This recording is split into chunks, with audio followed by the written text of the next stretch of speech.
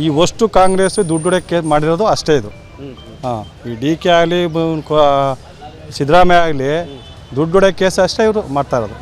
ಸಾಮಾನ್ಯ ಜನಕ್ಕೆ ಏನು ತಪ್ತಾ ಇಲ್ಲ.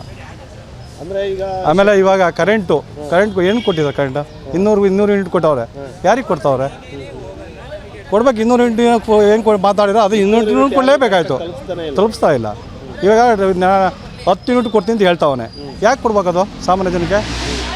ಎಲ್ಲ ಭಾಗ್ಯ ಕೊಟ್ಟು ಎಲ್ಲ ಓಟ್ ಹಾಕ್ಸ್ಕೊಂಡು ಕಳ್ಳು ಓಟ್ ಹಾಕ್ಸ್ಕೊಂಡು ಅವರು ಇದು ರಾಜ್ಯ ಸರ್ಕಾರನ ಆಳ್ತಾ ಇರೋದು.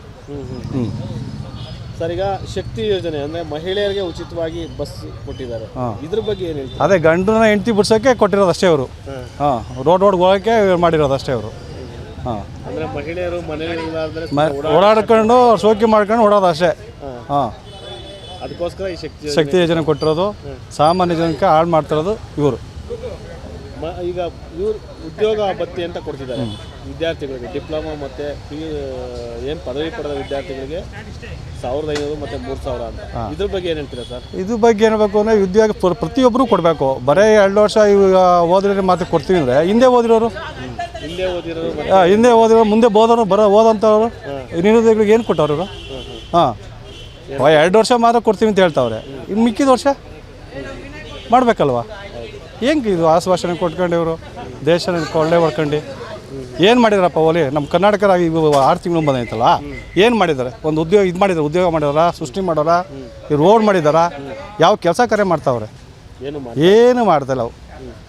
ಒಟ್ಟು ವರ್ಸ್ಟ್ ರಾಜಕೀಯ ಅಂದರೆ ಈ ಕಾಂಗ್ರೆಸ್ ಗೌರ್ಮೆಂಟು, ಕರ್ನಾಟಕ ಕಾಂಗ್ರೆಸ್ ಗೌರ್ಮೆಂಟ್.